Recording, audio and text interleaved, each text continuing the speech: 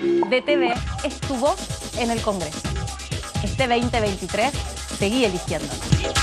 DTV, el periodismo en el Congreso.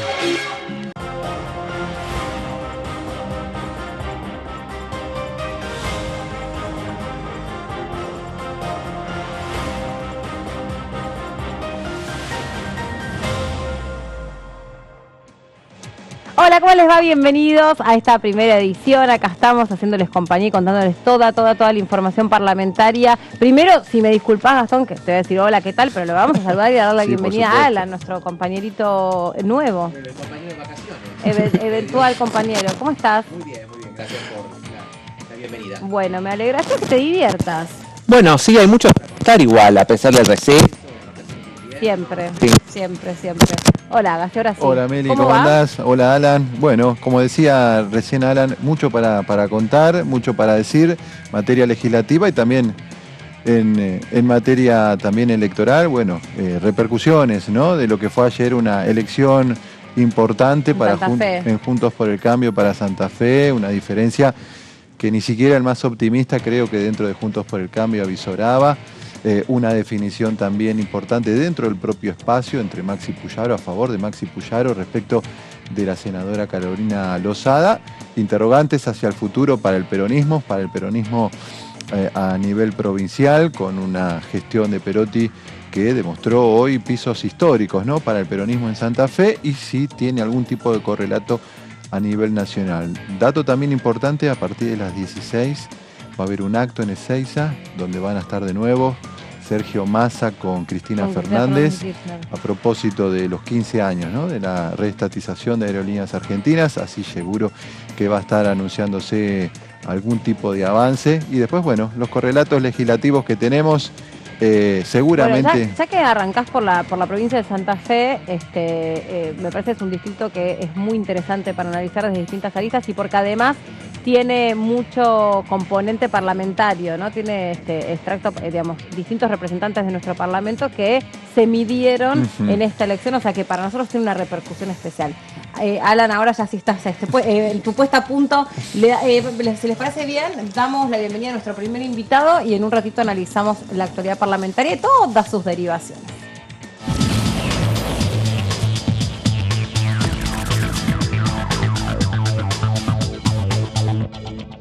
Nos vamos a la provincia de La Rioja y está el diputado Casas. ¿Cómo le va, diputado? ¿Cómo está? ¿Cómo le va? Un gusto saludarla a usted y por supuesto a través suyo a donde llega la onda de diputados también. Muchas gracias, diputado. Bueno, ¿cómo lo agarran estas semanas, como recién decíamos, por ahí con un poco menos de actividad a la vista, menos actividad en las comisiones, pero está pasando de todo en cada una de las provincias, sobre todo de cara a que faltan menos días para las PASO y las elecciones provinciales? Bueno, la verdad que efectivamente ahora no estamos trabajando demasiado en comisión, algunas están funcionando por supuesto como siempre, pero bueno, nosotros acá en La Rioja estamos en carrera, digamos, a las PASO. En un caso particular voy encabezando la lista de diputados nacionales junto con la compañera Ilpir de Soria, así que bueno, por supuesto llevando nuestra propuesta, también llevando nuestro candidato a presidente, que es Sergio Massa, y bueno, avanzando en lo que es estas primarias abiertas, simultáneas y obligatorias. Muchachos. ¿Qué tal? Sergio Casa, Gastón Fiorda los saluda. Le pregunto primero por la actividad parlamentaria. En agosto quedó fijada por lo menos una sesión, el 23, para tratar ley de alquileres. Allí hay dos dictámenes muy distintos entre sí, el del que impulsa el oficialismo, con cierto acompañamiento de la agrupación de inquilinos, y el de la oposición, que plantea otras cuestiones. ¿Cómo avisora ese debate si entiende que para el 23 se va a poder tratar en el recinto y va a poder salir un proyecto consensuado? Bueno, mire, el tema de alquileres es un tema que nos viene preocupando desde hace bastante tiempo, y si ustedes se fijan, ya hay un despacho de comisión que está firmado, que está acordado, que se acordó por mayoría, ha sido debatido en el conjunto, en el seno de las comisiones, con la presencia de inquilinos, con la presencia de propietarios, es un tema que nos preocupa. Y creo que se le tiene que dar un tratamiento serio, dado que no es una cuestión menor. Hay muchísima gente que alquila, que vive su vida alquilando porque no ha podido acceder a la propiedad de una vivienda, y es un tema que para nosotros es altamente preocupante. Así que esperemos que esto se dé el debate lo más serio posible y no que se convierta en una cuestión meramente electoral como la que se planteó en la última sesión. ¿Le pareció, diputado, le pareció que estuvo bien tratado el pedido del diputado Lombardi para que se derogara la actual ley, y después este pedido que generó casi un virtual cuarto intermedio para que los jefes de los distintos bloques se pusieran de acuerdo? ¿Cómo le pareció ese planteo? Mire, con el respeto que se merece el diputado Lombardi y todos los diputados de la oposición, yo creo que este tema hay que dejarlo de utilizar como una herramienta electoral. Es un tema serio, hay mucha gente, como dije, que alquila, que pasa su vida alquilando, y entonces se merece un tratamiento adecuado que les permita, en esta situación actual que nos toca, pasar de la mejor manera posible, y no como una mera herramienta electoral, que es lo que se pretende de algunos sectores. Diputado, y en ese sentido, ¿la preocupación por los alquileres es un fenómeno únicamente del AMBA o lo observa también cuando recorre la provincia de La Rioja y los distintos puntos? Porque, por ejemplo, a nivel nacional... El tema alquiler es un tema que pasa en todas partes, acá en La Rioja también. Hay mucha gente que, lógicamente, si bien es cierto, se nota menos, porque en nuestras provincias se accede a partir de gobiernos con una impronta que tienen una mirada en general, pero una mirada muy particular en los sectores más vulnerables. Se llevan adelante programas de vivienda. De hecho, nuestra provincia cuenta con eso, lo cual le permite a la gente que no puede acceder de una manera por su trabajo, puede a través del gobierno acceder a una vivienda social, a una vivienda mejorada también, si los ingresos así lo permiten, pero es ínfima la cantidad de gente que paga un alquiler a veces para vivir. No se da la situación de las grandes ciudades, pero es un tema que nos preocupa a todos, por supuesto. Diputado, y le consulto, porque también se está viviendo, como usted sabe, un momento que es muy particular y que es todo lo que se le puede llegar a pedir una ley, ¿no? Respecto de subsanar un problema que estructuralmente se viene intensificando. Incluso lo mismo pienso, esto es una opinión personal, respecto de la ley que estaba vigente. También nació o estuvo, al alcance en un contexto súper complicado que fue la pandemia y la inflación que fue incrementándose a lo largo de estos años muchísimo. Entonces, tampoco uno sabe cómo hubiera funcionado esa ley si otro hubiera sido el contexto. Pero bueno, eso ya pasó y ya, no resolvió esa situación. Ahora, tampoco sé cuánto se le puede venir a pedir una ley, no lo sé, también en un contexto complejo. Totalmente, mire, lo más importante en esto es tratar de ser lo más equitativo posible. Tanto que le garantice a quien es el propietario, lógicamente conservar el bien, obtener una renta acorde a la situación, pero fundamentalmente tener en cuenta aquel que alquila para vivir es porque tiene una necesidad concreta de una vivienda. Si tuviera dónde vivir, lógicamente no estaría pasando por la situación de alquilar. Entonces, en ese sentido, tendría que haber un índice, como en todas las cuestiones, como en todas las situaciones, un índice que le permita, de acuerdo a lo que incrementa su salario, una cuestión que sea accesible para todos, que sea una convivencia perfecta entre el inquilino y el propietario. Yo creo que son las cuestiones más razonables que podemos llegar a acordar a través de una ley que garantice que todo el mundo se sienta conforme, sería la palabra adecuada. Y usted está en una provincia que es turísticamente cada vez más atractiva y le consulto, por ejemplo, ¿qué pasa con todas las viviendas puestas para el alquiler temporario o para el turista que paga en dólares? ¿Le ha quitado...? Sí. Usted acaba de mencionar, lógicamente, nosotros cuando hablamos, la referencia del alquiler es fundamentalmente aquella persona que no tiene la posibilidad de tener una vivienda propia. Distinta la situación de aquel que viene y que alquila una vivienda para pasar unos días. Son distintas situaciones. Por eso digo, Sí. hoy en nuestra provincia se ha fomentado y va avanzando distintos tipos de situaciones, ¿no? Y en cuestiones turísticas, hoy se ha dado un gran avance.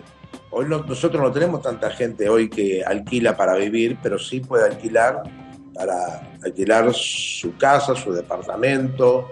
De hecho, hay muchas cabañas que se han construido a lo largo de la provincia, porque bueno, La Rioja es una de las provincias que está en vías de desarrollo, que sigue tratando de avanzar en un contexto que muy pocas veces se ha dado esa posibilidad.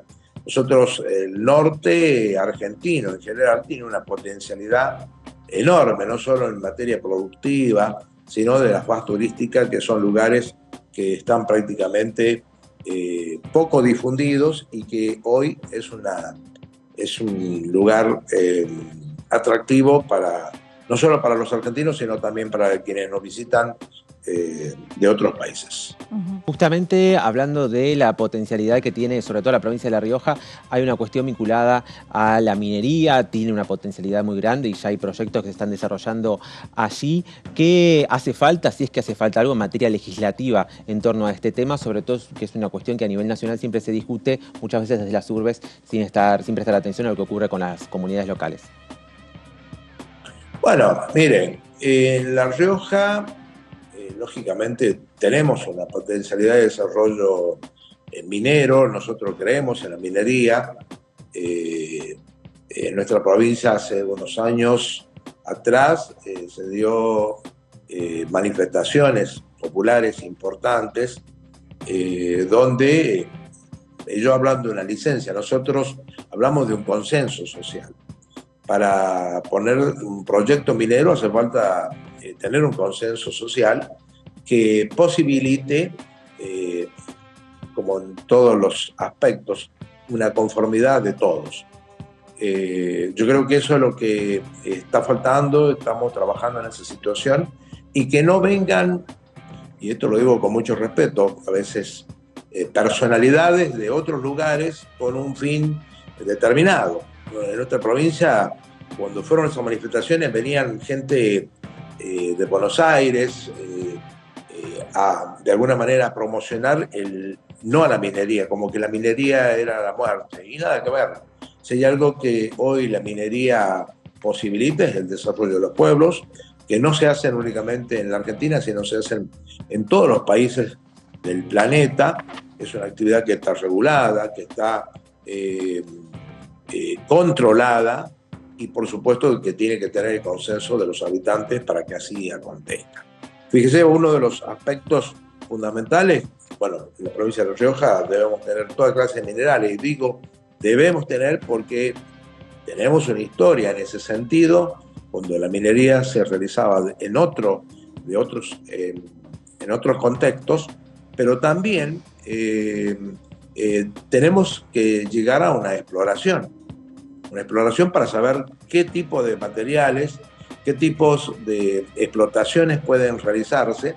El litio, por ejemplo. También hay una situación que nosotros queremos decir, que las provincias, al ser los dueños de los recursos naturales, tienen que tener una mayor accesibilidad, y no que en este caso las grandes empresas vengan y se lleven el mineral de nuestras provincias y vengan rentas muy pocas probables para los habitantes. Diputado, ¿hay litio en su provincia entonces? Sí, por supuesto, Ajá. Claro que sí. Ajá. ¿Y cuál es el grado de participación de las mujeres en esta actividad? Porque en la sesión pasada justamente se derogó una ley que era de 1924 que digamos, tenía que ver con actividades que usualmente no eran para las mujeres. Me imagino que tenía que ver con el empleo de la fuerza y otras cuestiones que se consideraban para la época peligrosas para que la mujer las ejecutara. con el correr de los años y con la llegada fuerte de la tecnología asociada a los procesos de industrialización, me imagino que todo eso fue cambiando. Entonces, pero nos comentan por ahí que en la minería es poca la participación de las mujeres. Bueno, mire, es un proceso que se va dando. Gracias a Dios y gracias al consenso de todos, hoy vemos con agrado la participación de la mujer a la par del hombre, del varón. Uh-huh. Eso es sumamente positivo, sumamente positivo. Hoy en actividades de la política, inclusive, antes era escasa la participación de la mujer, hoy vemos que te dan una situación de paridad y en algunos lugares bueno, se da un avance mucho mayor de la mujer. Pero son procesos que se van dando. Qué bien. Yo creo que salimos de etapa en el planeta, digo en la Argentina, a través de estas leyes que nos han posibilitado un avance en ese sentido y sacarnos de determinados tabú. Es como que decir, no, esta actividad no la puede realizar la mujer, esta actividad no puede manejar o no está en condiciones. Y yo creo que al contrario, hoy la mujer ha demostrado estar tanto o más capacitada que el varón para realizar determinadas tareas y eso es sumamente positivo. Diputado, y en función de la potencialidad que supone la minería y teniendo en cuenta que usted es presidente de la Comisión de Pequeñas y Medianas Empresas, ¿se puede legislar para que haya mayor participación de las pymes en ese proceso industrial? ¿Qué ocurre en La Rioja? Exactamente. Yo creo que las pymes hoy es el motor de la economía de nuestro país. Lógicamente queremos los grandes capitales, grandes empresas que vengan, que se radiquen no solamente en la Argentina, en lo que es el cordón industrial de Buenos Aires, sino que tenemos un país federal donde pueden venir a las distintas provincias. Acá en La Rioja es una gran potencialidad y por supuesto las pequeñas y medianas empresas que hay que darle un fomento, pero también un apoyo del Estado, son la herramienta fundamental de la economía. Las pequeñas y medianas empresas, las cooperativas, el sector cooperativo, creo que de alguna manera como argentinos tenemos que pensar en dinamizar el capital, la inversión del hombre, mano de obra, digo hombre, varón, mujer, para que de esa manera entremos en un círculo virtuoso de lo que es la producción, la obtención de la materia prima, la industrialización, y de esa manera la comercialización posibilite este círculo virtuoso que estamos necesitando para reactivar nuestra economía de este país, que hoy está un poco devastada, pero que de alguna manera tenemos las herramientas necesarias para que cada argentino produzca al menos lo que consume. Diputado, le pregunto, usted fue gobernador de la provincia de La Rioja, entiende de elecciones provinciales, y a partir de esa experiencia que usted tiene, le consulto qué mirada tiene sobre lo que pasó ayer en la provincia de Santa Fe, con una interna que a lo mejor resultó muy interesante para los votantes de Juntos por el Cambio, interesante para ir a votar, para participar y pronunciarse en las urnas, y con un resultado para el oficialismo provincial bastante pobre. ¿Qué lectura hace si esos resultados tienen que ver exclusivamente con una gestión local, provincial, o si también ahí hay componentes nacionales? ¿Qué mirada tiene sobre eso? Bueno, mire, normalmente no me gusta opinar, salvo lo que conozco a través de los medios. No he estado en contacto ni siquiera con nuestro presidente del bloque, que bueno, es justamente de santafesino. No he podido conversar sobre esta situación. Yo siempre soy respetuoso de las realidades. Sí voy a hablar de lo que nos pasa a nosotros. Lógicamente, cuando hay una gestión, esa gestión siempre se pone a consideración del electorado. Y bueno, lógicamente impacta. También no voy a hablar de las estrategias que puede haber tenido en este caso el peronismo de Santa Fe. Pero bueno, acá en La Rioja nosotros cada chance electoral... Entiende que son fenómenos más locales, provinciales. O sea, en La Rioja se vota por la realidad riojana, no tanto por las cuestiones nacionales. En las provincias tiene que ver, nosotros estamos en un proyecto nacional que nosotros creemos que tiene que ser exitoso.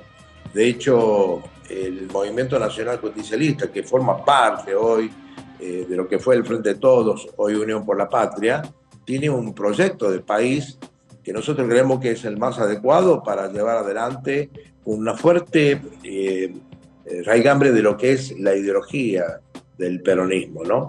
Es decir, la justicia social, la independencia económica, la soberanía política, son valores que hoy parece eslogan, pero bueno, es el legado que dejó el peronismo, que hay que ponerlo en práctica y que hay que de alguna manera unirse. La Argentina hoy está muy desgregada en todo sentido, desde los medios de comunicación, desde el fútbol, desde la política. Entonces yo creo que tiene que haber una búsqueda permanente de que los argentinos tenemos que unirnos, que no podemos seguir divididos para afrontar los desafíos que se vienen. De hecho, hay una situación económica complicada en un país donde se produce de todo, en un país que tiene distintas características que otros países no lo tienen. Tenemos para hacer minería, tenemos para hacer pesca, tenemos producción, tenemos toda clase de climas. Entonces, ¿qué es lo que está faltando? Que los argentinos y las argentinas nos unamos en búsqueda y la concreción de un proyecto que nos haga liderar lo que es Latinoamérica, porque esa es la condición que tiene la República Argentina. Bien, diputado Casas, le agradecemos mucho este contacto con nosotros, muy amable, y que sea una gran temporada de invierno para su provincia. Bueno, estamos invitándolos a ustedes y a través de ustedes, a todos los argentinos que se lleguen acá a La Rioja. Tenemos un clima agradable, el sol para nosotros. Vinito rico para tomar. Vino rico, patero, comidas, cabritos, lechoncitos. No nos dé más fin, hambre, diputado, no sea egoísta, le pido por favor, ¿eh? No, bueno, estamos invitándolos, ya aprovechen que estamos acá hoy en la provincia, podemos hacerle de guía y a veces de anfitriones para que ustedes puedan disfrutar y después puedan hacer imágenes para proyectar. Cómo nos armó un formato al que no nos podemos resistir ni negar. Así que le agradecemos mucho. Bueno. Y nosotros realmente nos valemos de cada uno de ustedes en esta pantalla justamente para conocer, bueno, primero las necesidades de cada una de las provincias y después si nos quieren invitar, no nos resistimos, ahí estaremos. Le mandamos un saludo. Están invitados, que tengan buena vida. Bueno, bendiciones a ustedes y a todos los que nos escuchan a través de esta plataforma televisiva que nos acerca a todos. Buenísimo, esa es la idea. Que esté muy bien, diputado, gracias. Igualmente ustedes. Récord de turistas en todos lados. Está siendo una temporada de invierno impresionante. Ahí donde uno más o menos va sondeando con los diputados y las diputadas, porque bueno, fueron años muy duros para todas las actividades solidarias al turismo, entonces que puede hacer, yo creo que a través de los programas previaje, me salía hora viaje, me está inventando un programa. La hora 12 claro, pero bueno. Récord de nieve también en algunos. Sí, es una temporada fabulosa, fantástica. Y muchos destinos realmente copados de turistas de todos lados. Digo, la gente está haciendo un esfuerzo enorme, porque también sabemos que no sobra un mango para nadie y está haciendo un esfuerzo tremendo para recorrer nuestro país. Bueno, y en un rato vamos a seguir charlando sobre los otros temas parlamentarios, sabiendo que, por ejemplo, uno de los temas más importantes, que es la Comisión de Juicio Político, recién se va a volver a reunir en agosto, por lo menos eso es lo que dijo la titular Karina Gailar. 1 de agosto están invitados, después si querés lo desarrollamos un poquito más. ¿Cómo no? Silvio Robles, quien es la mano derecha de Horacio Rosati. Sería con la participación estelar. Están invitados. Vuelven con todo. Vuelve con todo. Claro.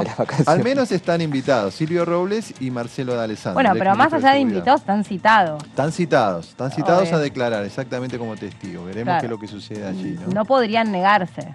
No podrían negarse, no tienen fueros. Y también las causas judiciales que se había abierto por este tema está cerrada, porque en algunos casos algunos testigos que fueron citados se escudaron en esto de, ojo que si yo declaro puedo entorpecer el proceso judicial que está abierto. En el caso de Marcelo D'Alessandro y Silvio Robles, los dos casos estaban involucrados en una causa, pero que ya está cerrada, que el juez Ramos cerró, entonces no tendrían ese motivo para ausentarse a presentarse aquí en la Comisión de Juicios Políticos, pero ha pasado también otros testigos que no han tenido fueros y no se han presentado y no ha ocurrido nada al respecto, ¿no? Sí, pero al menos de aquí al 1 de agosto vamos a estar con la atención expectante de qué es lo que va a ocurrir.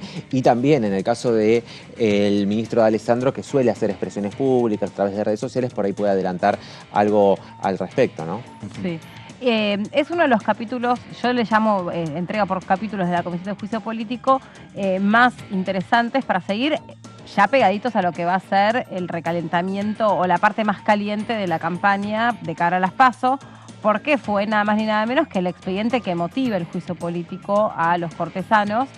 Los otros por los que ya hemos pasado, también muy interesantes, también muy duros de digerir, porque sí, claro, uno conoció, si querés, el aspecto humano de los fallos que ha tomado esta corte, y en este caso es un poco más técnico, pero ahí hay que ver cómo se da la llegada de Robles. Claro, se está empezando a analizar la causa de coparticipación, en la que en ese contexto se da este chat, que es un chat de voz entre Marcelo de Alessandro y Silvio Robles, por eso se pidió como una prueba, ¿no? Ampliación de pruebas la huella de voz, porque efectivamente no hubo intercambio textual, sino mensajes que se cruzaron Silvio Robles y Marcelo de Alessandro.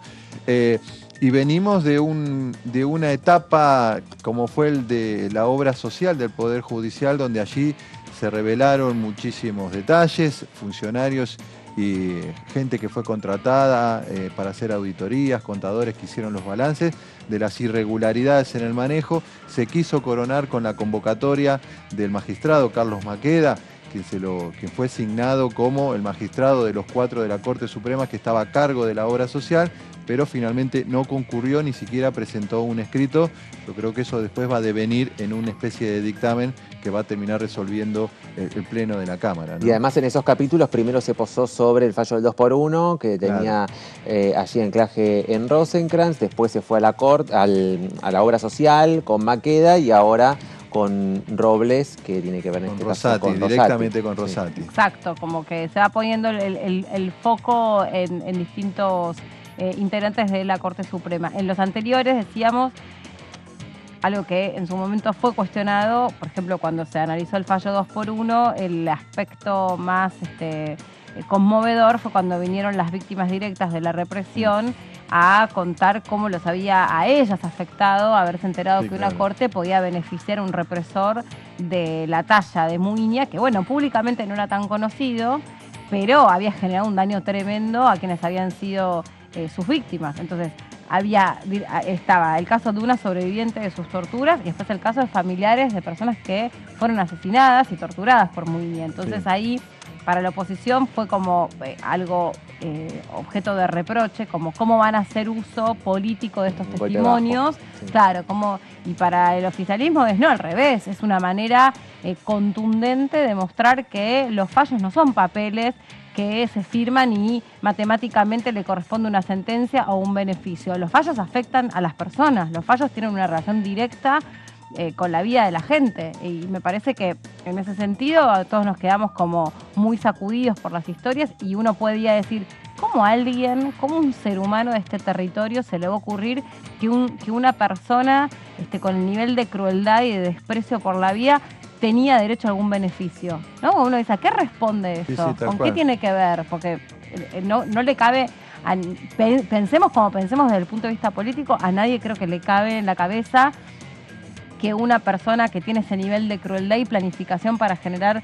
daño se merece tener un beneficio. Aparte va a generar nueva doctrina, ¿no? Porque los casos de lesa humanidad, los crímenes de lesa humanidad no tienen acceso al beneficio del 2x1, ¿no? Se estaba sentando un precedente ahí muy peligroso para lo que podía dar. Recordaba que en el contexto de ese tratamiento en la Comisión de Juicio Político se dio el caso particular que fueron citadas y estuvieron en la misma reunión Estela de Carlotto, la titular de Abuela de Plaza de Mayo, y no aceptó preguntas. Que no aceptó preguntas, y el ex ministro de Justicia en la gestión de Mauricio Macri, Germán Garabano, que contestó porque allí se dio la particularidad de la jueza, la magistrada Hayton de Nolasco, que tenía que ver con que ya el oficialismo lo que entendía que le había beneficiado el oficialismo de entonces a Hayton de Nolasco para que siguiera siendo jueza de la Corte Suprema, aun cuando ya tuviese edad para no serlo, a propósito de o en favor que firmara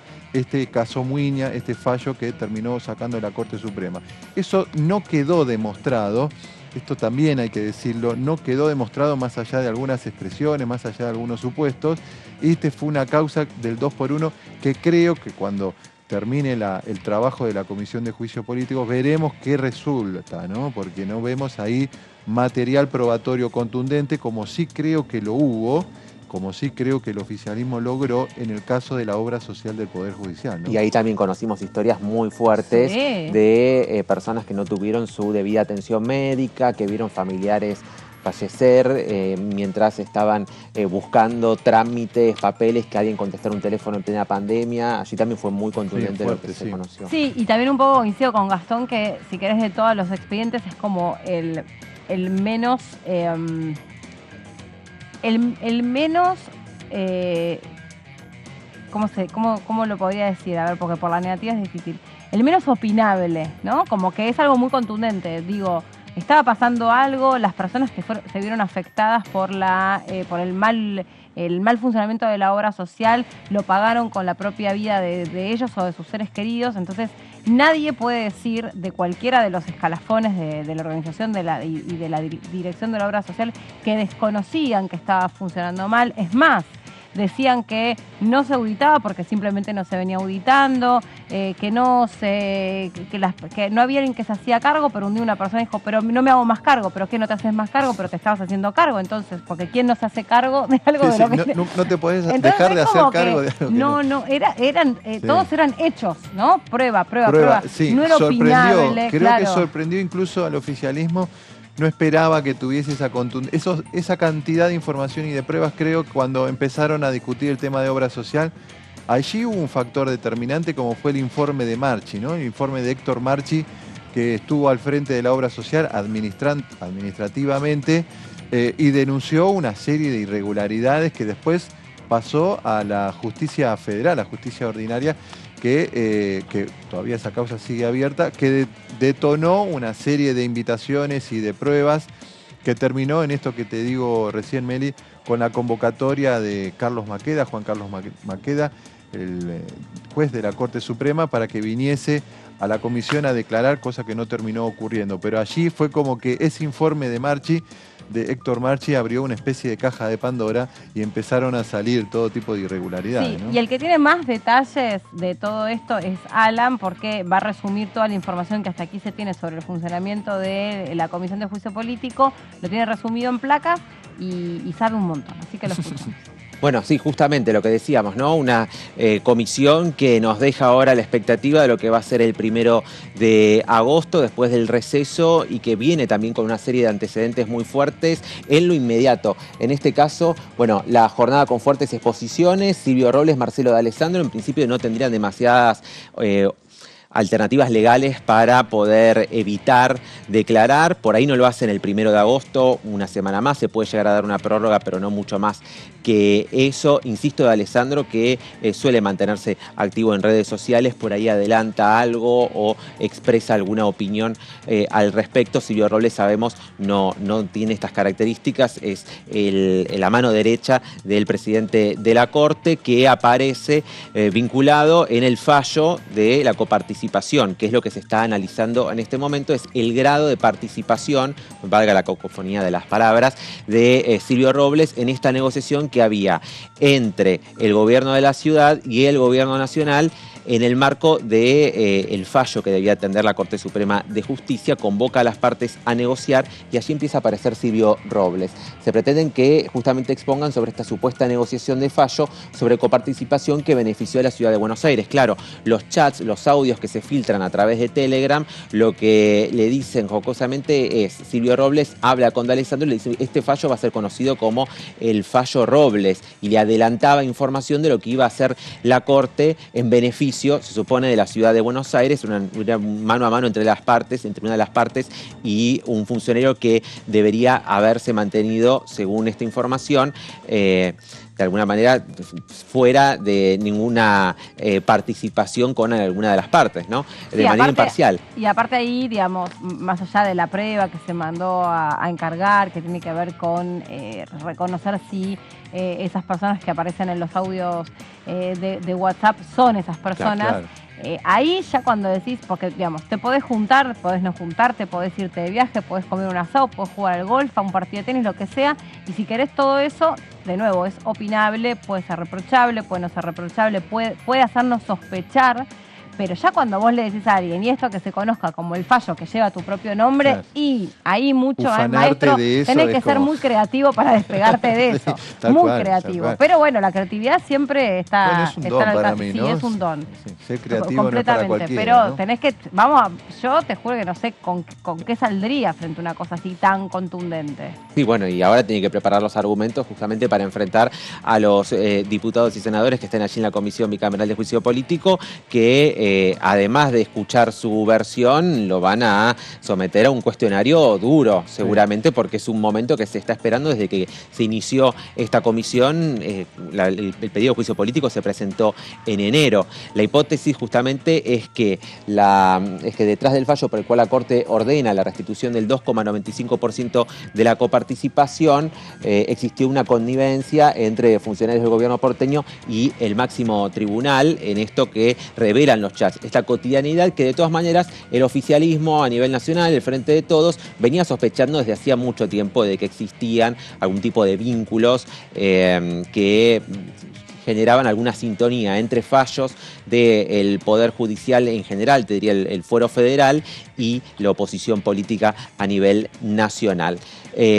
La novedad también, esta convocatoria, viene en función de lo que declara en la última reunión de la Comisión de Juicio Político la semana pasada la entonces secretaria de Provincias del Ministerio del Interior, Silvina Batakis. Silvina Batakis era una de las funcionarias que iba a la Corte y que mantenía estos encuentros cara a cara con los funcionarios de la ciudad para poder llegar a una suerte de consenso, en este caso amparado por la Corte Suprema, que había llamado a las partes para que discutieran en el ámbito de la Corte, insistimos, que se proponía imparcial, para ver si podían llegar a un acuerdo sin tener que avanzar con el litigio. Eso no ocurrió y Batakis, lo que cuenta en la Comisión de Juicio Político la semana pasada, es que Silvio Robles participaba de esas reuniones, pero que no figuraba en las actas. No figura en las actas. De hecho, lo marcó ella, hizo como una especie de plano donde estaba sentado cada uno y dijo, acá estaba sentado Silvio Robles. Sí. Creo que fue a propósito de una pregunta que le hiciera el diputado Leopoldo Moró. Reconoció que estuvo Silvio Robles, lo marcó. Que no figuraba en las actas. Y que después no figuraba, exactamente, no figuraba en las actas que daban cuenta de esa reunión, no figuraba Silvio Robles en esa reunión. Una irregularidad que me imagino que podrá explicar el propio Silvio Robles si es que viene. Y estaba pensando... Que tampoco depende de él. Que tampoco de...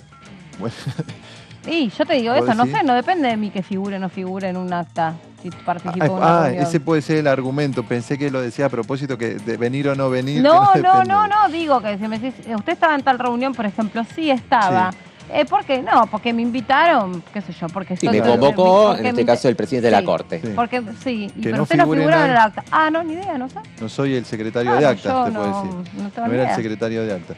Estaba pensando que a propósito de estos chats, a Marcelo de Alessandro le costó el puesto en su cargo, ¿no? Claro, que primero pidió licencia y después, bueno, ahora está Eugenio Bursaco como ministro de Seguridad en la Ciudad de Buenos Aires. Pero Silvio Robles sigue en su cargo, ¿no? Allí hubo, si se quiere, un espaldarazo, un apoyo, un acompañamiento del propio presidente de la Corte Suprema, que paralelamente también es presidente del Consejo de la Magistratura, hacia Silvio Robles, ¿no? Como diciendo, bueno, este es mi hombre, sigue siendo mi mano derecha. Yo creo que también eso muestra un poco el poder que tenía Silvio Robles, que tiene, que a lo mejor lo puede llevar a no presenciar, en este caso, el 1 de agosto aquí en la Cámara de Diputados. De hecho, hubo por lo menos 2 actos públicos que se hicieron, este tipo de congresos que hacen cámaras empresariales y demás, al que asistió Rosati, acompañado de Silvio Robles, Claro. lo cual en un evento en el cual había presencia de prensa, de fotógrafos y demás, Rosati se muestra con Robles también en un gesto de apoyo hasta Total. la actualidad. Y después, la otra cuestión tiene que ver con por qué la Corte decide el porcentaje de coparticipación que finalmente falla a favor de la Ciudad de Buenos Aires. Batakis en esta oportunidad decía que no hay informe técnico ni fundamentos que avalen, por un lado, por qué la administración de Mauricio Macri había aumentado la coparticipación a la ciudad, el dinero que federalmente se reparte y se le da en este caso a la Ciudad de Buenos Aires, y tampoco dice que hay un informe técnico, insistimos, Silvina Batakis es esto lo que expresa, respecto a el porcentaje de 2,95% que estableció la Corte Suprema como un promedio entre los dos. Claro, exactamente. Es un silencio que no sé si hay que llenar. El silencio de Es la, un de la silencio meditación que hay que- a partir de la ¿Tenemos más palabras. placas o...? No, hasta acá Ah. cerramos.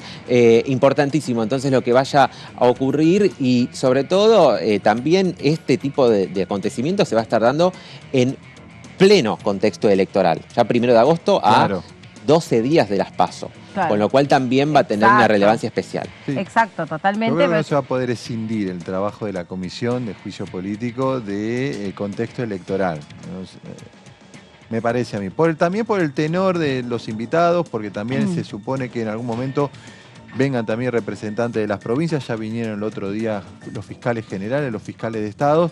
Para mí se va a terminar tocando. La frontera va a ser difusa entre lo propio del juicio político y el mapa electoral, que recordemos el 13 de agosto tiene la primera parada, ¿no? Sí, y, hay que ver también cómo se analiza o cómo se toma la manera en la que se obtuvo esta prueba, que también va a llevarse otro capítulo interesante exactamente, para ver. exactamente, ¿no? Bueno, vamos con la próxima invitada, ¿les parece bien? A ver, a la provincia de Buenos Aires.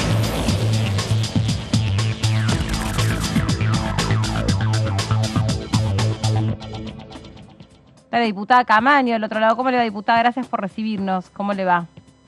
Hola, ¿qué tal? Buen día, ¿cómo les va? Bien. Va, buenos medios para tardecita ya. Sí, Sí, exactamente. Bueno, diputada, ¿cómo analiza este primer semestre de la Cámara de Diputados? ¿Qué balance hace de todo lo ocurrido hasta aquí? ¿Qué pasó de todo? Da vergüenza, da vergüenza. No, yo creo que la actividad parlamentaria ha decaído enormemente en los dos últimos periodos, o sea, los 8 años o 7 o 6 que anteriores. La metodología, el funcionamiento, bueno, lo que pasa es que también es qué pone la ciudadanía cuando vota en el recinto, porque ahí lo que hay es la representación de los ciudadanos. Y la realidad es que pone un equilibrio muy fuerte entre dos fuerzas prácticamente que impide que haya una estrategia de trabajo. Hay una estrategia de obturación. Cuando gobernó el macrismo, obturaba el kirchnerismo. Cuando gobierna el kirchnerismo, obtura el macrismo. Entonces es como que tenemos una suerte de temporada media persistente de falta de funcionamiento del cuerpo. Sí, yo estaba pensando en este sentido mientras usted hablaba, ¿no? Que lo primero que dijo así como da vergüenza, pero después me quedé pensando concretamente en la escasa participación que hubo en las elecciones en Santa Fe, siendo que es un distrito tan caliente donde se viene expresando que no se puede vivir más, y qué descrédito que hay hacia la política que, digamos, no fueron a votar, porque Claro, yo sí. hubiera pensado que hubiera sido al contrario, ¿no? Yo digo, si la estoy pasando mal donde estoy viviendo y realmente creo que la política es parte de la solución, voy y voto. Sin embargo, fue creo que apenas un 60% de participación. Un poco más de 60, sí. Y más de 5% creció el ausentismo en relación a la última Claro, elección. ¿no? ¿Usted qué análisis hace, por ejemplo, de eso en términos generales, ¿no? Sobre la participación o la confianza que hay en esto, ¿no? Un voto, elijo quienes me representan en el Parlamento o elijo quienes se van a hacer cargo de la administración del Poder Ejecutivo en la provincia. Sí, lo que pasa es que me da la impresión de que también la ciudadanía está con los brazos caídos, ¿no? Respecto a las expectativas que le genera la dirigencia política. Y no hay una comprensión acabada de que es la política la que en definitiva a través del sistema de representación define los grandes parámetros de convivencia. No solamente las cuestiones económicas o financieras, sino también una serie de otras cuestiones que hacen a la vida común, como por ejemplo las leyes penales, civiles, comerciales, etc. Me parece que ahí hay un cable que se corta y que no beneficia, sino que perjudica altamente al funcionamiento de una buena gobernanza, digamos. De todos modos, es cierto que hay una menor participación, pero es algo que, si usted se fija, viene ocurriendo. Hubo una gran participación con el advenimiento de la democracia, y a 40 años no solo vemos una enorme decrepitud social en el sentido de la pobreza, de la baja de los parámetros educativos, de los problemas económicos y financieros, etcétera, sino también es ese tipo de cuestiones, creo, que no se resuelven, es lo que baja los brazos, ¿no? Pero bueno, hay que seguir remándola, y hay que tratar de que la sociedad y que de los ciudadanos entiendan de que el voto, por más que haya errores, visiblemente los hay, en cuanto a que se vota con una determinada expectativa que luego no se cumple, pero lo que digamos puede resolver los problemas de la Argentina es esto, que cada 4 años, o cada 2, mejor dicho, los ciudadanos hagan el ejercicio de la elección, hagan el ejercicio de ir a votar y de expresar lo que creen que es lo correcto, o lo que creen que puede ser, digamos, el proyecto de vida para los años que vienen. Diputada Camaño, justamente a propósito de la experiencia que usted tiene en materia legislativa, ¿qué se pone en juego este año en las elecciones, teniendo en cuenta lo que puede llegar a ser la composición del Congreso y esta situación que usted hablaba de empate permanente en los últimos años? Y vos escuchás el discurso de los candidatos, salvo honrosas excepciones, aparece como la idea de, digamos, resolver las cuestiones que la propia dirigencia política ha ido generando a lo largo del tiempo en cuanto al Estado, digamos, ¿no? Aparecería eso como el tema de debate, ¿cuánto Estado? Pero lamentablemente no aparece con claridad en los discursos, porque aquellos que defienden el Estado resultan bastante inoperantes a la hora de gestionarlo, y aquellos que hablan de un Estado que esté ajustado a la economía y a lo que Argentina puede tener como Estado en orden a su crecimiento y a lo que se aporta, tampoco te dicen con claridad cuáles son las cuestiones que hay que anular o quitar de la órbita de la administración del Estado. Entonces, es como que está muy llena de eslogans la campaña. Y entonces tenés que apostar, bueno, a tratar de ver a los candidatos por el lado de qué hicieron, cuando les tocó, a qué se dedicaron, cómo gestionaron, digamos, ¿no? Pero bueno, para mí, más allá de ese análisis que es el que se ve, lo que está en juego realmente es quién tiene la capacidad de llevar adelante una gestión que, además de ordenar el desorden, genere oportunidades, o sea, genere posibilidades de un trabajo legal, un trabajo formal, un trabajo que genere derechos, y que esto produzca un nivel de crecimiento que es el que nuestro país necesita durante muchos años para poder empezar a remover esa pobreza estructural que se viene acumulando como capas y que nadie está teniendo la capacidad de resolver. Me parece que ese es el kit de la cuestión, ¿no? Ver de qué manera crecemos. Yo escucho a algunos candidatos que hablan de que nos vamos a salvar porque tenemos recursos, y ningún país se salvó porque tiene recursos. Si vos mirás lo que sucedió con el continente africano, su condena fue tener recursos, porque expoliaron sus recursos y hoy son esa masa de migración suicida que se tira al mar de cualquier manera para tratar de conseguir una oportunidad. ¿Y con qué se salva una nación entonces, digamos, valiéndome con el recurso humano? El capital humano. No nos va a salvar ni el litio ni el gas de vaca muerta. Nos va a salvar generar una generación y una conciencia social y un recurso humano capacitado. Eso es lo que te salva. El recurso humano salva a las naciones.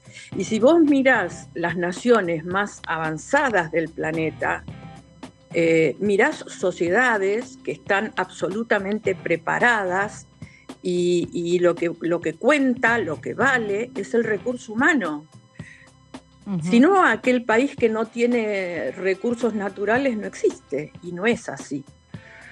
Entonces digo, me parece que hay una ausencia de un diálogo honesto en la campaña y de poner las cartas sobre la mesa. Yo creo que la prioridad debe estar dada en cada uno de los candidatos en explicarnos qué va a hacer con la educación en la Argentina. Pasa que ahí usted se mete en un tema, perdón que la interrumpa, diputada Camaño, pero estoy pensando, a medida que usted me ayuda a reflexionar, estoy pensando esto que usted está diciendo acerca del capital humano, o esto que cada vez se busca incentivar o promover más, que es la industria basada en el conocimiento, los talentos de exportación, las nuevas universidades que puedan enfocarse en las carreras del futuro. Pero yo también pregunto si no es hora incluso que el Parlamento, revise en profundidad una legislación más atada a los cambios de la sociedad, ¿no? Más tecnologizada, enfocados en, no sé, incluso la inteligencia artificial, los cambios que esto ya está trayendo, de cara a una sociedad que está realmente atravesando un cambio de paradigma gigantesco. Estamos como en el medio de un huracán donde estamos todos con una fuerza centrífuga y no nos estamos parando a pensar que necesitamos una legislación que sea realmente moderna. Bueno, yo participo en casi todos los parlamentos internacionales que hay en el Parlamento argentino. Nosotros tenemos una intensísima actividad en cada uno de esos parlamentos, ya sea el Parlatino, el Parlasur, el Grupo GRULAC, UIP, el Grupo de Acción Parlamentaria. Esos son todos los parlamentos donde yo participo. Y cuando yo miro la agenda con la que estamos trabajando en esos grupos de parlamentos internacionales, y escucho a mis colegas de otros países cuál es la agenda parlamentaria de sus países, y te puedo asegurar que lloro. Voy a las sesiones y bueno, digo lo que puedo en sesiones que son muy amañadas, porque no son las sesiones ordinarias, son sesiones especiales que están decididas por cada una de las grandes minorías que tiene el Parlamento argentino.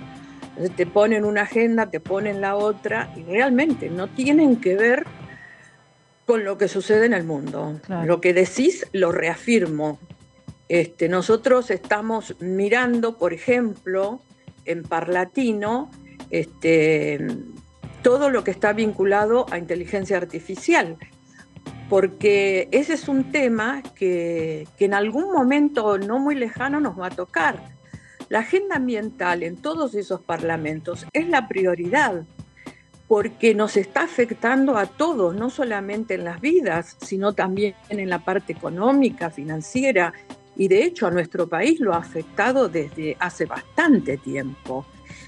Ujú. Esta sequía que nosotros tuvimos no es la primera. Ya otro gobierno tuvo un cimbronazo por culpa de un problema climático. Entonces, esto que todos los países en el mundo lo están tratando y lo están viendo, nosotros seguimos, creyendo que si hablamos del tema ambiental atrasamos. Hay gente que dice en su campaña que se va a terminar la Agenda 2030, desconociendo que existe el derecho internacional y que en ese derecho internacional, que además en la Argentina tiene la característica de ser un derecho constitucional, porque está asimilado como está receptado en la Constitución del 94, en ese derecho internacional, Argentina, a lo largo de los años, va adquiriendo compromisos en un mundo en el que ya se están comercializando productos con una suerte de arancel diferenciado que lo da el cuidado ambiental del país del que provienen los productos. Esto ya está ocurriendo. Diputada, Ya hay países a los cuales no se les permite el ingreso de determinados productos por el nivel de deforestación que tienen en su país. Entonces, estas cosas que uno las ve en el mundo, en otros países, que es la agenda de tratamiento de parlamentos, no se ve en la Argentina. Sí, hay ahí una suerte de déjà vu impresionante del Parlamento nuestro, Ujú. diputada, que parecería ser que solamente funciona cuando el Ejecutivo lo manda a funcionar, ¿no?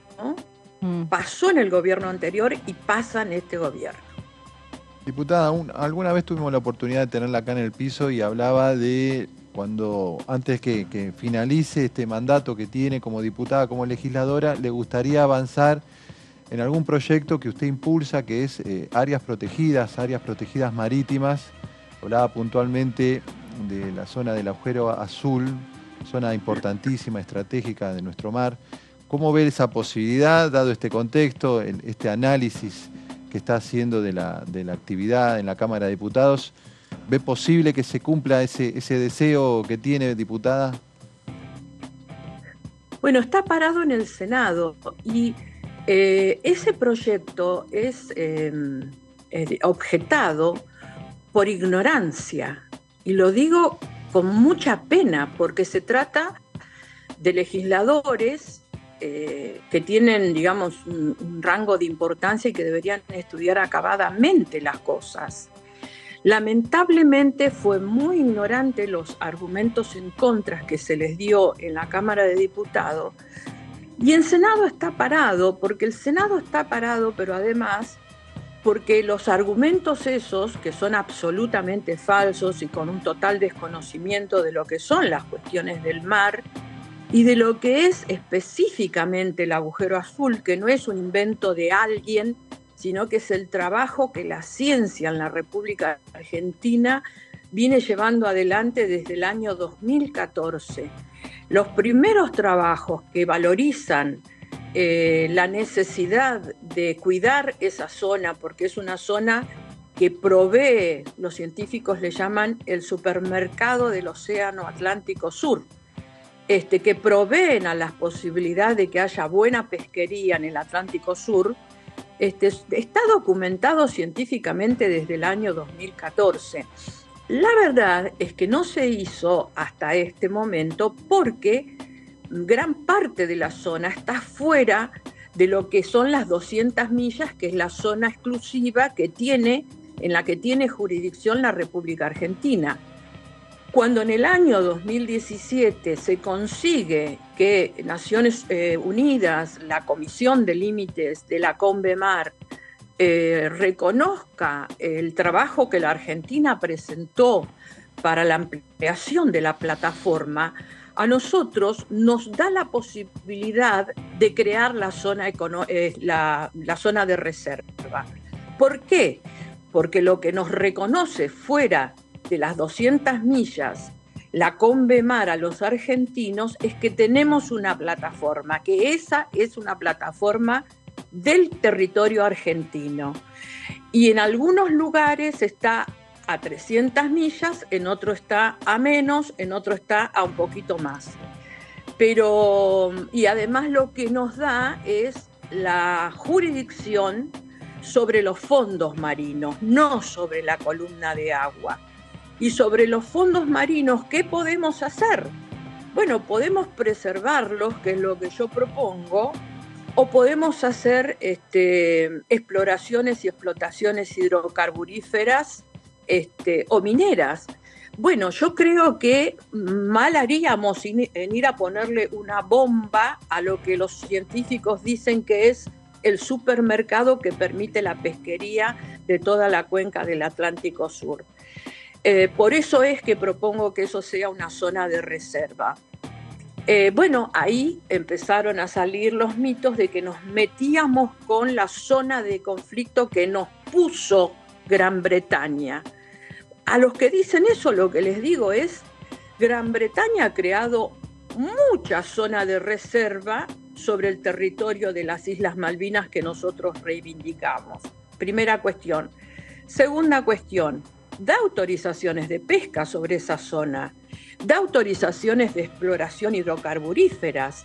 Entonces, ¿cuál es el problema de que nosotros sobre esa zona que ellos dicen que es de conflicto y que nosotros decimos que es nuestra, hagamos una zona para preservar los recursos que están en los fondos marinos?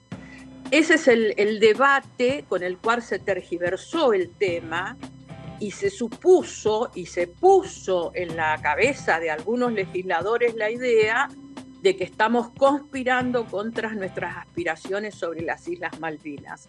Una real mentira y una falta de comprensión, de entendimiento y de estudio sobre qué es lo que sucede en ese área respecto a la Argentina y la relación con Gran Bretaña. Finalmente, lo que tengo para decirte de ese área es que Argentina, la Secretaría de Pesca, para ser más precisa, toma decisiones administrativas sobre ese área en la administración pesquera. Por ejemplo, más de una vez hay decisiones administrativas de la Argentina que han decidido la prohibición de la pesca de la centolla, por ejemplo, y ha tocado esa superficie. O sea, para protegerla tenemos pruritos. Para no protegerla parece ser que ahí está el quid de la cuestión. Yo creo que es imprescindible el área marina y en algún momento la van a votar, porque en algún momento van a entender que no solamente se trata de generar una reserva sobre una zona que amerita tener una reserva, sino que también de alguna manera lo que estamos haciendo es ejercer nuestra soberanía sobre esas aguas. Bien. Diputada, le agradecemos mucho este contacto, fue muy amable, ¿eh? Muy gentil ustedes. Chau, hasta la próxima.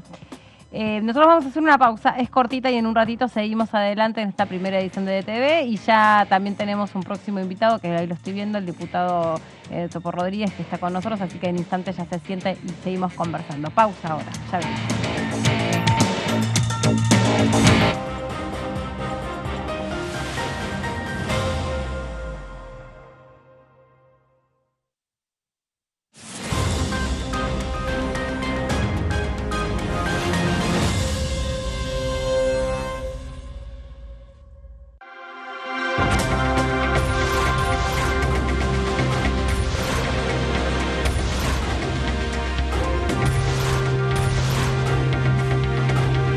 Ellos son tu voz en la segunda edición. DTV, el periodismo en el Congreso.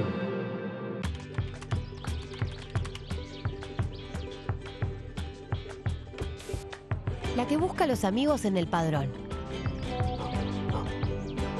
el que va antes a la casa de pastas, los que van después, la que trata de convencer a la abuela hasta el último momento, el que llega hasta la mesa y no encuentra el DNI.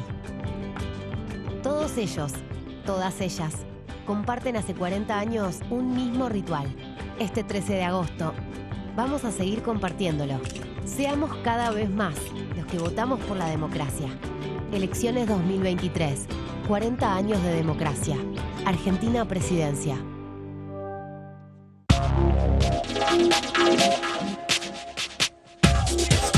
DTV es información, diálogo, análisis.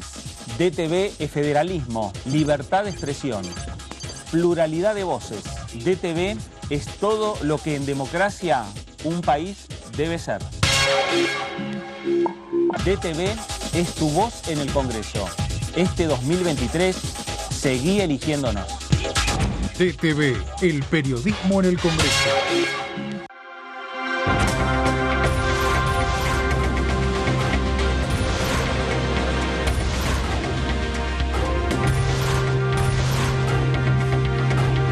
Ellos son tu voz en la tercera edición. DTV, el periodismo en el Congreso. Para hacer grande un país hay que vencer desafíos que parecen imposibles. Por ejemplo, llegar a lugares que antes eran inalcanzables. Porque todos los destinos se alcanzan cuando la ruta es el esfuerzo. El mismo esfuerzo que nos lleva a ganar nuestras propias batallas. Hasta que un día la victoria llega y nos lleva en andas. El futuro se vuelve presente si alcanzamos nuestros logros. Esos logros con los que día a día hacemos una Argentina mejor.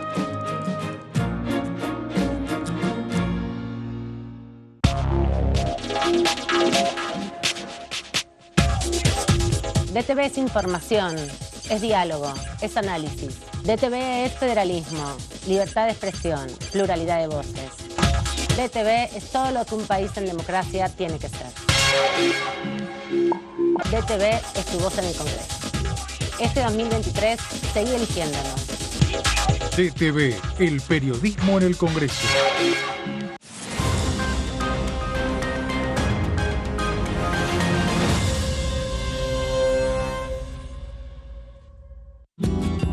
Este es el gasoducto Presidente Néstor Kirchner, una obra de escala mundial realizada en tiempo récord, que unirá la energía de Vaca Muerta con todo el país.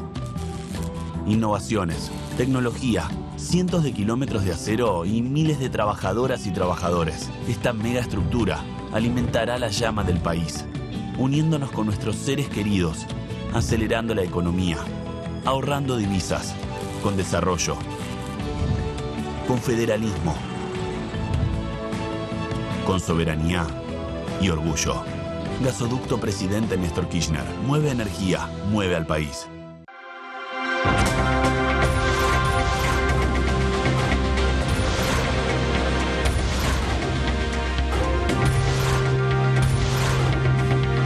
Ellos son tu voz en la tercera edición. DTV, el periodismo en el Congreso. Generamos trabajo registrado para más de 1 millón de personas desde el comienzo de nuestra gestión. Y detrás de ese dato, estamos construyendo una Argentina justa e igualitaria.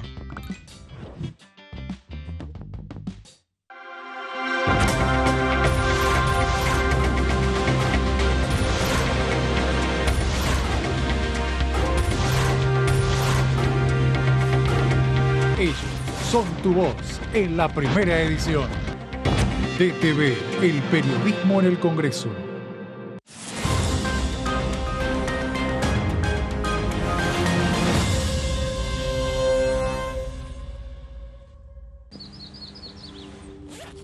Comenzaron las clases y está todo listo.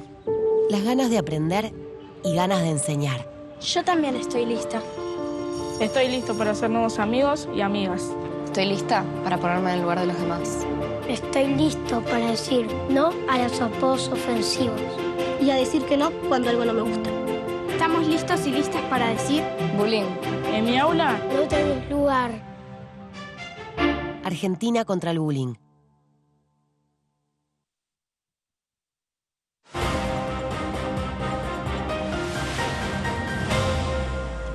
hacemos otra cosa. Acá estamos de regreso después de esta breve pausa. Está con nosotros el diputado Alejandro Topo Rodríguez. Lo vendí como en la época de Mauro Viale, que se iban acercando ahí los invitados y Mauro ya anunciaba y lo enfocaban ahí entre las cámaras. Sí. Bueno, pero humildemente es esto. Diputado, ¿qué balance hace usted de esta primera mitad del año de la actividad parlamentaria? Bueno, creo que hemos podido abordar varios temas importantes en un contexto difícil desde el punto de vista de los equilibrios, claro. Porque es muy importante poder poner sobre la mesa el análisis de que hay dos grandes bloques que, a pesar de las diferencias, han logrado en ocasiones acordar o permitir una agenda común. Si uno tuviese que hacer una crítica, es que seguro podría haber habido muchos más acuerdos. Yo creo que la inminencia de la fecha electoral no debería ser una traba para que sigamos buscando puntos de acuerdo para avanzar en varios temas que están pendientes en la agenda. Y también presentar proyectos nuevos. Esto es hasta el 9 de diciembre. Me parece que hay que hacer esos esfuerzos. Sí. El tema de ley de alquileres, ¿le cree entonces que es un esfuerzo que podría concretarse finalmente al menos media sanción en la Cámara de Diputados de este tema que tiene, bueno, tanta gente ahí detrás preocupada? Está convocado para el 23 de agosto esa sesión. Es muy importante que desde el Congreso no se le mienta a la sociedad. El problema más profundo que tiene la Argentina hoy, y el más angustiante, es que hay un 115% de inflación anual. Si la inflación es el aumento sostenido del nivel general de precios, no hay que decirle a la sociedad que una ley de alquileres va a aislar el precio de un bien o servicio de la economía. Esto no es así. Cualquier cambio y hasta la eventual derogación de la ley de alquileres no soluciona el precio de los alquileres en la Argentina. Porque, repito, la inflación es el aumento sostenido del nivel general de precios de la economía y cualquier gobierno, este o el que venga, tiene que tener la responsabilidad de estabilizar la economía argentina y en ese marco, por supuesto, avanzar el Congreso en los cambios pendientes. Por lo tanto, me parece interesante que se pueda avanzar en una mejora de esa normativa, pero no hay que prometer lo que no va a suceder. Esto no cambia de manera estructural la cuestión de la inflación. Y ahí, pensando en esto que dijo, ¿qué conviene? Digo, por ahí que a lo mejor se puede poner de acuerdo que el índice de inflación no sea el parámetro para establecer el aumento, sino el índice de aumentos salariales. Que ahí hay una divergencia, que entiendo, entre los proyectos, porque a lo mejor el índice salarial sí contempla el poder adquisitivo del futuro inquilino, quizás casi siempre corriendo por debajo de la inflación, ¿no? Bueno, hoy hay dos dictámenes, pero además de dos dictámenes hay algo que podríamos llamar una iniciativa que ha empezado a sobrevolar en estos días. Lo digo esto porque leí que el presidente del bloque de la UCR plantea que una alternativa interesante sería la derogación. Esto es distinto a lo que se vino planteando hasta hace poco. No sé si eso expresa al conjunto de Juntos por el Cambio, si es una idea pero no un dictamen que se vaya a defender. Lo que usted está planteando en todo caso es una conversación por fuera de los dictámenes. Si usted me pregunta a mí me parece razonable que la actualización esté atada a parámetros que tengan que ver con la realidad social que viven quienes trabajan, quienes alquilan, quienes no tienen vivienda propia. Desde ese punto de vista, la evolución del salario con el RIPTE combinado con el IPC me parece una medida razonable.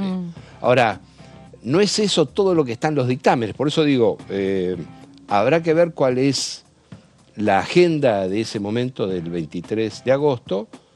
Puede no ser estrictamente el seguimiento a rajatabla de los dictámenes, sino que pueda haber una conversación por encima. Ahora, nuevamente, es muy importante que el Congreso, y además en medio de la campaña también, que quienes tenemos responsabilidades públicas, no prometamos lo que el Congreso no va a lograr. El Congreso no va a lograr parar la inflación. Por lo tanto, nadie tiene que prometer que un cambio en la ley mejora el precio de los bienes y servicios aislados de una economía, como puede ser el precio de los alquileres. Para eso se necesita un programa de estabilización macroeconómica. Y me imagino también lanzar una línea de créditos específicamente para que la gente pueda comprarse una vivienda. Porque, digamos, una cosa no puede ir despegada de la otra, ¿no? Como hay 4 millones de personas, creo que hoy no tienen acceso a una vivienda. Sí, y eso está en el marco de un programa de estabilización, porque como ustedes bien saben, hoy la tasa de interés no es una tasa ni que permita alentar el endeudamiento en un clásico crédito hipotecario, ni el endeudamiento para invertir y producir, sino que está generando incentivos para otro tipo de inversión. Claro. Diputado, ¿y qué nos enseña si es que hay que aprender algo del resultado de las elecciones en Santa Fe de la jornada de ayer, teniendo en cuenta usted que es un representante del interior profundo de la provincia de Buenos Aires y que tiene algunas similitudes con lo que ocurre en la provincia de Santa Fe en cuanto a productividad, composición social, etcétera? Seguramente quienes tienen mucha más información y conocimiento de detalle tendrán lecciones que sacar y yo aprender. Pero quiero compartir con ustedes algunas reflexiones que no son enseñanzas. Lo primero es que se consolida el fracaso de las encuestas en la Argentina. Las encuestas públicas y privadas, y lo que estoy diciendo no lo invento yo, lo están diciendo en este momento y por escrito los encuestadores. Por lo tanto, yo no hago ningún tipo de crítica a los encuestadores, sino a las encuestas. Encuestas públicas y privadas no daban más de 1 o 2 puntos de diferencia entre Puyaro y Lozada. Bueno, hubo 18 puntos de diferencia, si no me equivoco. ¿Qué es lo que viene pasando? Un poco más de 10. Pero no importa, pero la única verdad es que la viene en la ensuciando. interna hay Eso, 18 ¿verdad? puntos de diferencia. En la interna, sí. Veámoslo ahora y en todo caso me rectifico. En segundo lugar, nadie daba mucho más de 10 puntos de diferencia entre el kirchnerismo, el oficialismo de Santa Fe y la principal oposición. Y hubo casi 40 puntos de diferencia, hubo un poco más de 30 puntos de diferencia, alrededor de 35. Digo esto porque hay 2 aspectos sobre los cuales hay que reflexionar. El primero es, parece haber un comportamiento social de reaccionar frente al intento de encuestar de una manera distinta a lo que los investigadores sociales suponen previamente. O no contestan, o contestan de otra manera distinta a lo que finalmente terminan votando. Y en segundo lugar, queda claro que hay que hacer un replanteo metodológico en las ciencias sociales aplicada a la medición de opinión, porque la medición por la vía virtual, por redes sociales, incluso algunas telefónicas, distan muy, pero muy claramente de lo que es el resultado de una encuesta más directa y más cara, que es la domiciliaria. Entonces, hay 2 factores sobre los cuales hay que trabajar. Pero no le voy a esquivar. Me sorprende, me interesa también, digamos, la metodología, dice usted que, o gran parte del yerro de las encuestas tiene que ver con la presencialidad. Sí, sí. ¿Pero por qué? Porque en el mundo de lo virtual, especialmente en redes sociales, por donde últimamente, les diría más marcadamente desde hace 1 año y medio, 2 años, los encuestadores están tomando como canal para tomar el dato y la pregunta, es el mundo estrictamente politizado. 2/3 de cada 100% se manifiesta como politizado cuando actúa en las redes sociales. Al revés, cuando uno va a la encuesta domiciliaria, solo 1/3 del 100% manifiesta estar politizado. Es decir, que los encuestadores que usan especialmente la vía virtual están frente a un público, frente a una muestra, una audiencia que tiene un nivel de politización muy por encima del promedio de politización de la sociedad. O sea, que es una muestra no representativa. Claro, por eso, cuando uno entra a las redes sociales, encuentra que es el mundo de la polarización y de la rabia, cosa que no sucede tan marcadamente cuando uno toma el promedio social. Pero ¿cuál es el nivel, por ejemplo, me pregunto, de sinceridad que tiene un encuestado cuando tiene el encuestador enfrente? A eso me refería al principio, y pareciera ser, lo dicen los encuestadores, que o hay un alto porcentaje que no contesta, es decir, son intentos fallidos, por lo tanto uno termina midiendo siempre sobre aquellos que están más dispuestos a contestar y la enorme mayoría no lo hace, o y habría que remitirse a algunos pensadores franceses como Jean Baudrillard, que decía que el sujeto se termina adecuando a la técnica de investigación y responde lo que la técnica quiere, pero no lo que él va a hacer, es decir, concretamente, termina respondiendo algo distinto a lo que finalmente hace. Coincide. En todo caso, vuelvo a repetir, es un planteo de carácter metodológico, no ninguna acusación a las encuestadoras. Ahora, no voy a esquivarle al bulto político del análisis.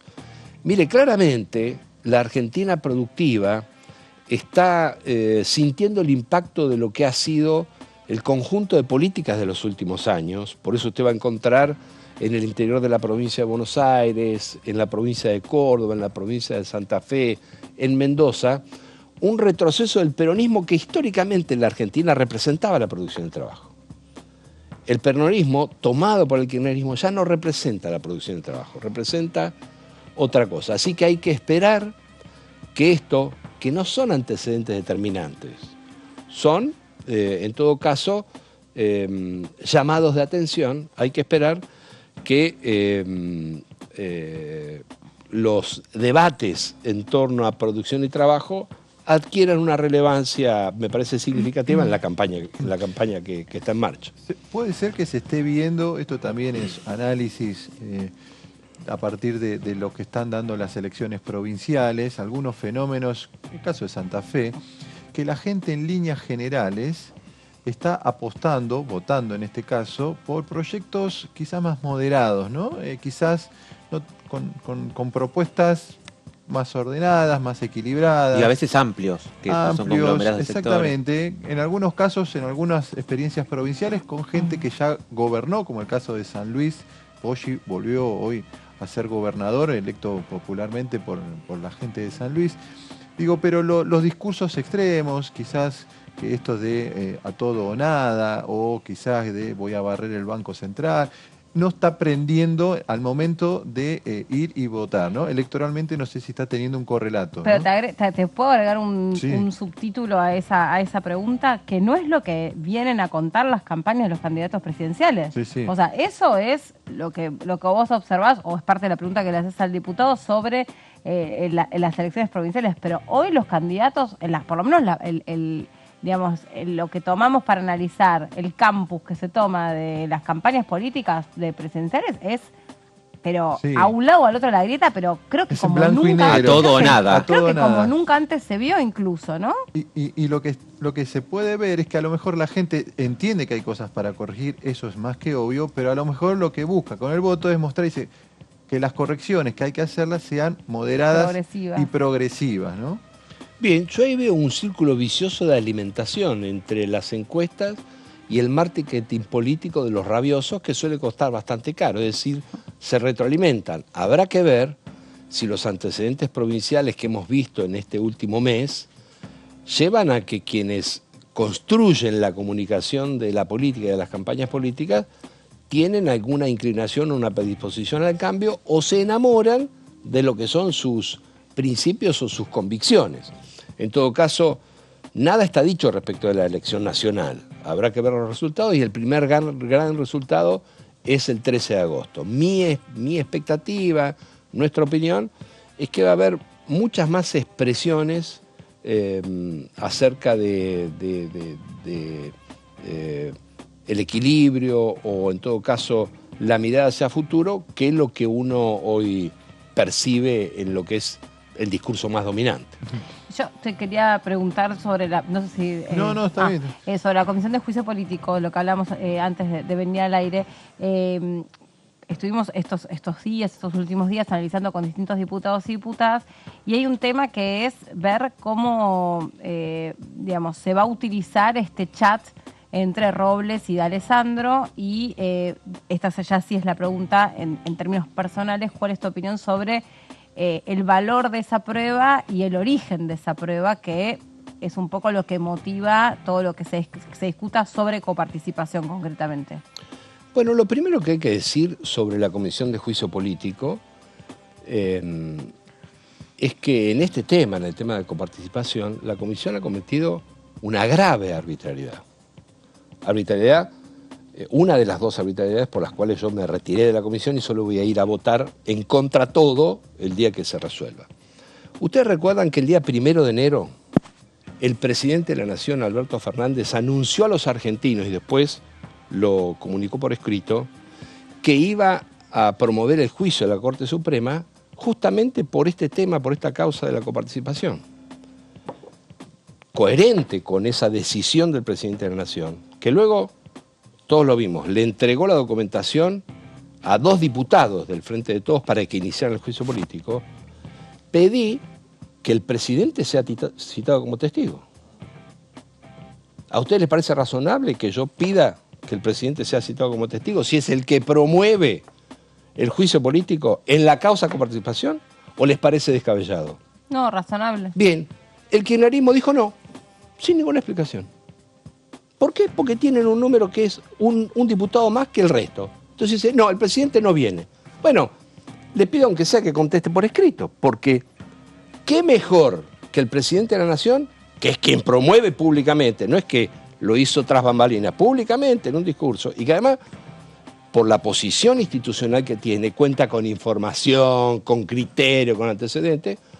Bueno, los señores y las señoras dijeron que no va a venir ni va a responder por escrito. Entonces, en un juicio político, yo les aclaro que en agosto del año pasado fui el único diputado opositor de la Comisión de Juicio Político que se opuso tajantemente al juicio político al presidente Alberto Fernández. Que quede claro. Bueno, los señores dijeron y las señoras dijeron que no tiene que venir ni contestar al presidente. También sucedió que en la primera oportunidad en que fuimos a votar acerca de la admisibilidad, nos enviaron un informe con 38 minutos de anticipación, les pedí un rato más para leerlo porque tenía más de 80 páginas. Me dijeron que no. Entonces, la Comisión de Juicio Político nace mal y el juicio político no tiene destino. No va a haber juicio político a ningún miembro de la Corte, no tiene ningún destino. Se hará por otro motivo, para mí se hace para intentar trabar la justicia, no lo han logrado. Y respecto de la cuestión que usted me pregunta, claramente la Constitución y las leyes prohíben usar ese material en términos judiciales. Así que no hay nada más para agregar al respecto. Pero el problema del juicio político es anterior y no está asociado estrictamente a una prueba, sino que hay una matriz que intenta trabar a la justicia poniendo en juego un intento de juicio político que va a terminar en la nada. Y ya les digo, es grave, me parece que nadie le ha dado la importancia que tiene, que se haya negado la participación, aunque sea por escrito, del presidente de la Nación como testigo. Ahora, en función de las elecciones de este año, la composición de la Cámara va a cambiar y también la de la Comisión de Juicio Político. Allí también puede haber posibilidades de que avance o no en función de esas mayorías circunstanciales. Puede ser, yo no niego que puede variar. Lo que sí está claro es que se ha ido el proceso deshilachando, un proceso que se ha ido desdibujando y que quita el foco al gobierno de los grandes temas que tiene que afrontar. ¿Usted sabe lo que significa para el Ministerio de Economía? Que está teniendo que arreglar temas estructurales muy profundos, recorrer los organismos internacionales sabiendo que su gobierno quiere voltear a la Corte Suprema de Justicia completa. ¿Usted sabe lo que eso significa para el riesgo país, para la confianza? Miren, en estos días voy a presentar un proyecto de ley para que haya en la provincia de Buenos Aires una verdadera revolución del biodiesel. Porque la ley que tuvimos de hace 2 años es muy mala. Voy a proponer que la mezcla de biodiesel con gasoil pase del 5% actual al 20%. Y esto va a significar más valor agregado, más capacidad de crear empleo, generar arraigo y un impacto mucho más beneficioso para el ambiente. Estos son los temas que hay que discutir y en ese sentido yo me voy a basar en lo que ha sido realmente la revolución de los biocombustibles en Córdoba con Juan Scaretti, que es nuestro candidato a presidente. Le pregunto porque lo vi participando de las reuniones de comisión, del plenario de comisiones, sobre este proyecto de gas natural licuado. Presentó Pablo González, en su momento el titular de YPF, que después vino Flavia Rollón, la secretaria de Energía. ¿Cómo lo ve? ¿Cómo lo analiza? ¿Cree que de verdad es un proyecto importante para el futuro inmediato de la Argentina? Es muy positivo. Adelanté allí que estoy inclinado a votarlo y a apoyarlo en la medida que logremos acuerdos. Seguramente hay algunos aspectos de detalle que se pueden mejorar.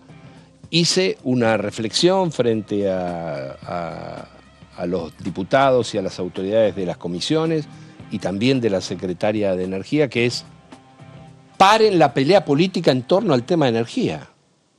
¿Ustedes vieron que hicieron un acto proselitista con la inauguración en un día patrio del gasoducto?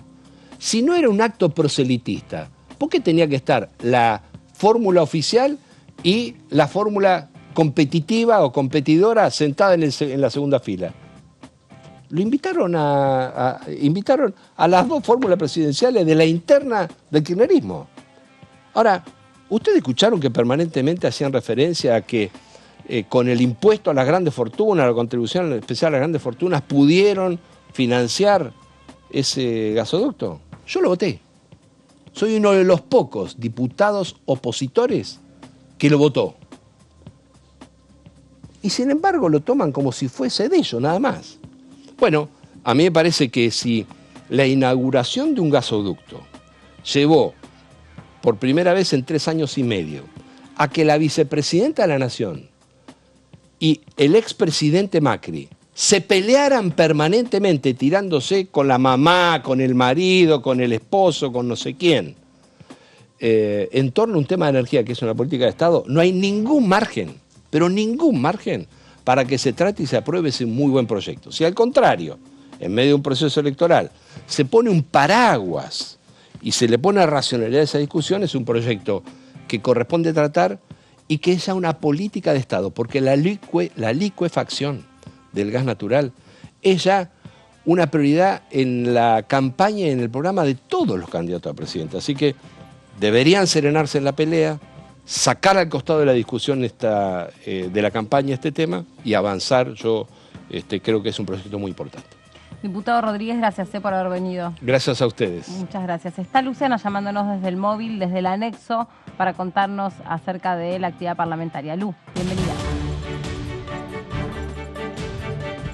Hola Meli, compañeros, bueno, saludarlos a ustedes y por supuesto a la audiencia que nos acompaña aquí por la pantalla de Diputados Televisión. Efectivamente nos encontramos aquí en el anexo de la Cámara de Diputados para compartir con ustedes un poco de lo que fue la actividad parlamentaria, las distintas jornadas que se realizaron a lo largo de estos ya casi 7 meses, podríamos decir, que lleva el transcurso de este año legislativo.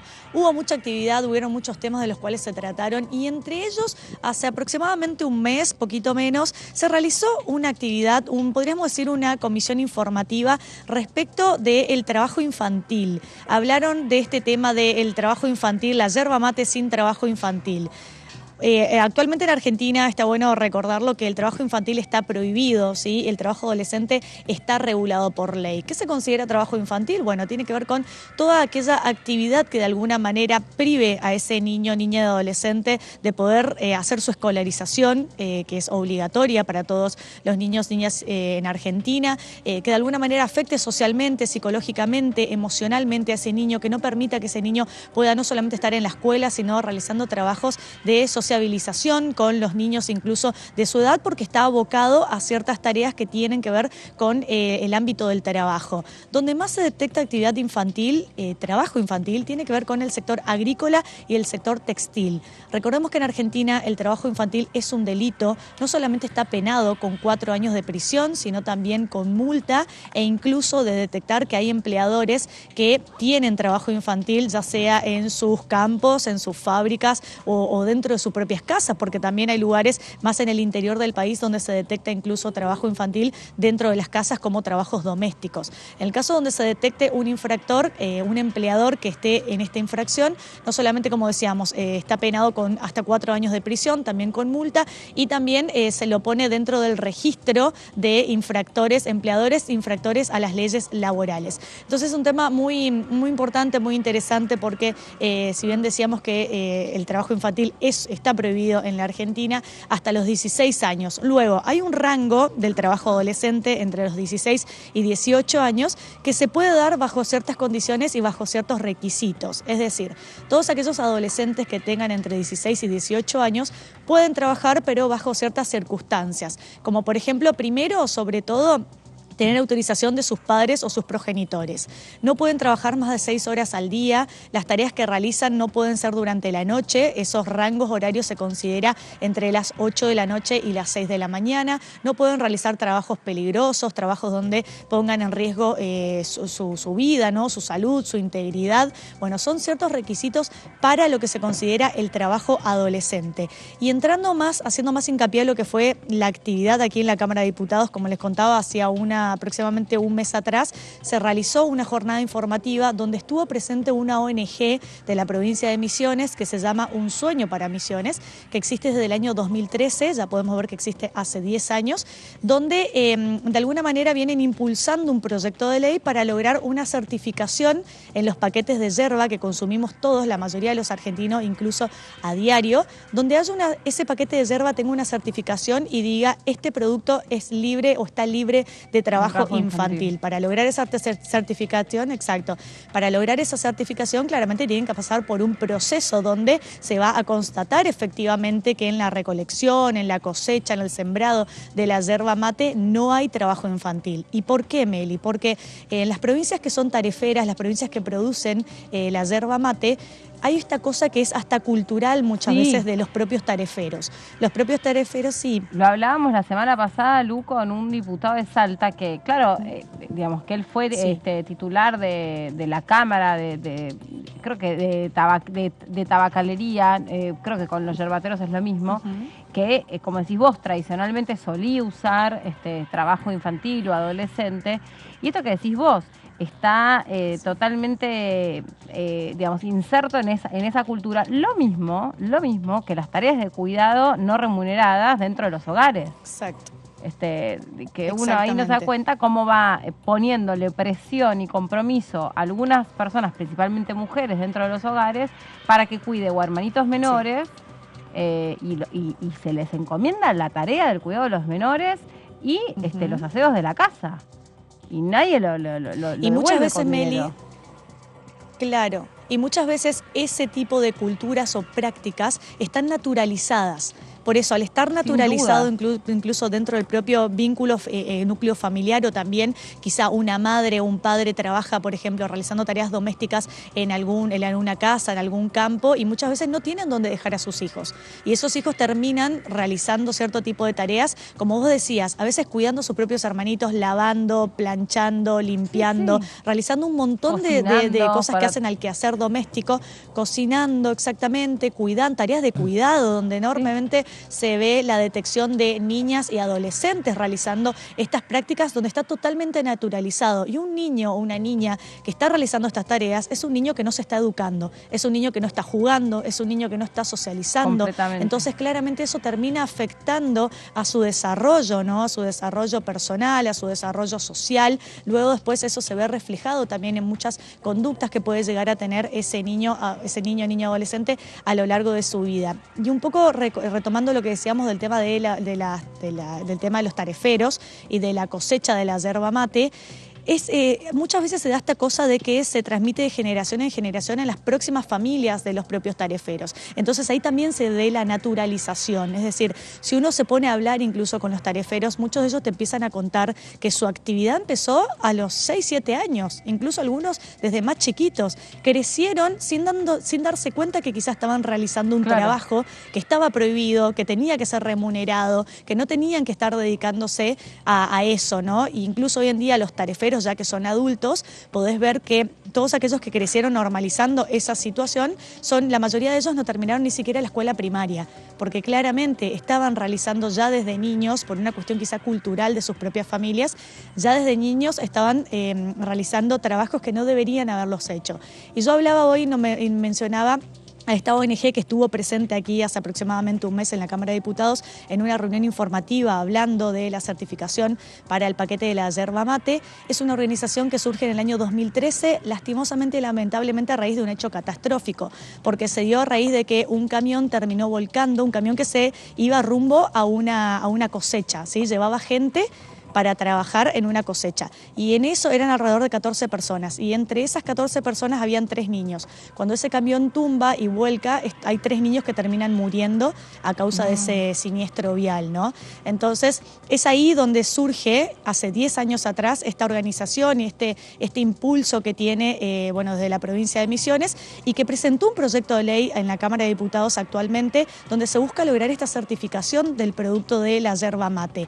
Que esa certificación, o sea, la yerba mate que tiene la certificación que dice yerba mate sin trabajo infantil, quizá va a costar un poco más económicamente, pero lo que se pretende es que esa diferencia económica se pueda directamente dar a los propios tareferos y mejorarle el salario, mejorarle el sueldo también. Porque también existe esta situación, Meli, ¿no? De que muchas veces ante la situación de pobreza y quizá la economía o lo que ganan es tan poco lo que ganan que justamente terminan llevando a todo el grupo familiar a trabajar porque recordemos que la yerba mate se paga por kilo de cosecha. Lo mismo que sucede con las economías regionales, todas, o sea, son producciones familiares, donde principalmente en el campo está totalmente legitimado, entre comillas, legitimado por lo natural, el trabajo de los más chiquitos, porque bueno, es el sistema de subsistencia de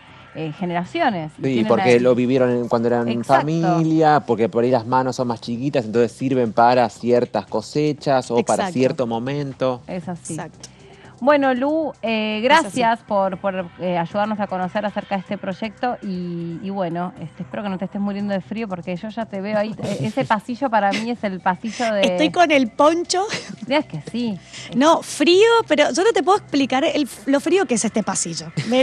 Si fuese así en verano, yo creo que estaríamos chochos, pero en invierno es un freezer directamente. Tremendo, me puse un saquito abajo, dije voy a hacer el móvil, pero no pude. Me tuve que poner el tapado arriba, hace un frío tremendo.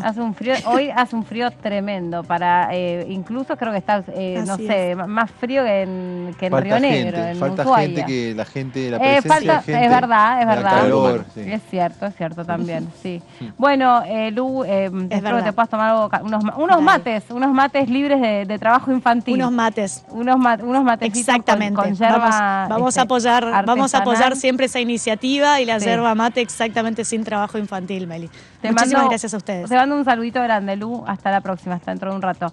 Dale, gracias. Vamos a hablar de otro proyecto, lo tiene Gastón, en este caso tiene que ver con las deudas de Enosa. Exactamente, Meli. Fue tratado en la Cámara de Diputados en la última sesión especial que se dio en el pleno del recinto y que fue acompañado, tiene media sanción y con esto se le dio pase y giro a la Cámara de Senadores. Estamos hablando de este proyecto del régimen de refinanciación de deudas ante el Ente Nacional de Obras Hídricas de Saneamiento, el ENOSA, esta entidad que depende del Ministerio de Obra Pública. Estamos hablando que al momento de la votación obtuvo 119 votos afirmativos, tuvo 11 negativos y 25 abstenciones, la mayoría de ellas correspondientes a legisladores de Juntos por el Cambio, del PRO, de la Coalición Cívica y de la Unión Cívica Radical, más allá de que fue un dictamen que en comisiones tuvo, de los 32 diputados que integran la Comisión de Presupuesto y Hacienda, 27 firmas a favor, todas ellas de casi todos los bloques que componen el cuerpo legislativo en la Cámara de Diputados. Un proyecto que, como decíamos, son deudas a cargo de provincias, municipios, comunas y entes prestadores del servicio público. En algunas comunas este servicio de agua potable lo brindan cooperativas de este servicio tan esencial para el desarrollo de la vida en este sentido, que lo da, y son deudas que se tomaron en su momento, como lo vamos a ver en otra placa, créditos internacionales que otorgó el ENOSA a estos municipios y a estas comunas. Algunas deudas generadas entre 25 y 30 años, década del 90, convertibilidad, dólar 1 a 1, fueron préstamos que otorgó el BID, el Banco Interamericano de Desarrollo, que se lo otorgó a la Argentina y que después, a su vez, el ENOSA fue otorgando a comunas, municipios y cooperativas, que en el 2003, recordarán los más memoriosos, pasamos de la convertibilidad a la especificación de muchas de las deudas que en ese momento había en Argentina, deudas en pesos, pero que particularmente estas deudas que tenían comunas y municipios con el ENOSA quedaron así, quedaron en dólares, con lo cual, y ante la devaluación del peso con respecto de la moneda extranjera, esas deudas resultaron impagables. Dicen muchos de las cooperativas, de los municipios, y que si tienen que trasladar sus deudas o lo que tienen que pagar en concepto de deuda de dólares, el servicio que prestarían sería impagable para los usuarios. Pelotas de nieve como resultado de las devaluaciones. Imagínate que cuando ellos sacaron la deuda o contrajeron ese crédito, $1, $1. Estamos hablando de un peso que sale por lo menos, no sé cuánto está el valor oficial. 2.50 más o menos. ¿2.50? Sí. Parece que está siendo muy generoso, Alan. A ver, ahí voy a chequear. Esta iniciativa, por lo pronto, reconoce el tipo vendedor del Banco Nación, del dólar, ¿no? Que estaremos creo que en 2.70 por ahí. Sí, 2.79. 2.79. Es un dólar, digo, más pagable respecto del dólar que hoy cotiza de manera ilegal el blue, que está por encima de los 500 pesos. Este proyecto, este dictamen, que recordemos que ya tiene media sanción, es una iniciativa que propone facilidades de pagos, un año de gracia, plazos de no menos de 10 años a 20 años, con cuotas muy fáciles de abonar, con $1, como decíamos, agarrado al dólar oficial, el tipo vendedor del Banco Nación, con cierta condonación de intereses. En algún momento se habló de condonación total de intereses. El proyecto con modificaciones en el recinto salió con unos intereses ajustados, pero de una tasa muy, pero muy baja. Vamos con la siguiente plaquita. Bueno, lo que decíamos, ¿no? Refinanciación de 10 a 20 años, con un año de gracia y con el tipo vendedor del Banco Nación. Hay más o menos, estamos hablando de una deuda de 85 millones de dólares. 85 millones de dólares, son 13 las provincias que tienen este tipo de deudas.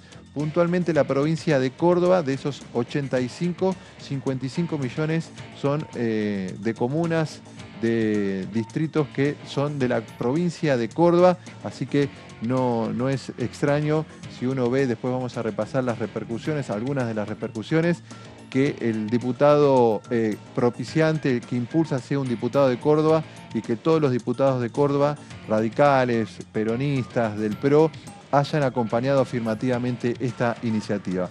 Acá lo tenemos, Eduardo Fernández, diputado de Córdoba del Frente de Todos, quien impulsó esta iniciativa que fue presentada en varias oportunidades.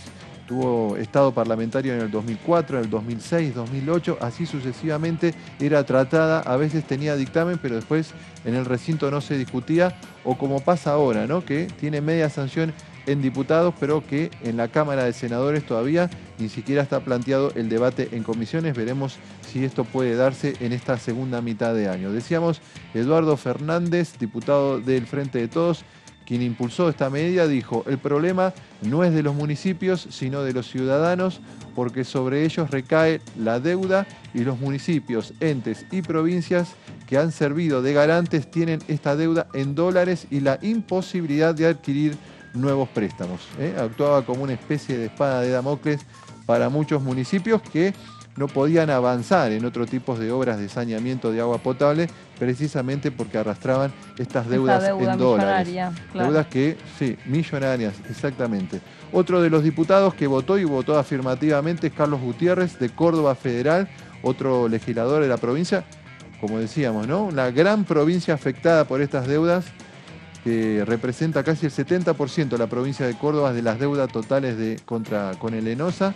Decía, lo novedoso de este proyecto, que atiende una situación absolutamente inequitativa para los municipios de 13 provincias, es que estas deudas, debido al contexto de la convertibilidad, fueron los únicos que quedaron sin especificar. Esto es un poco el clima, el debate.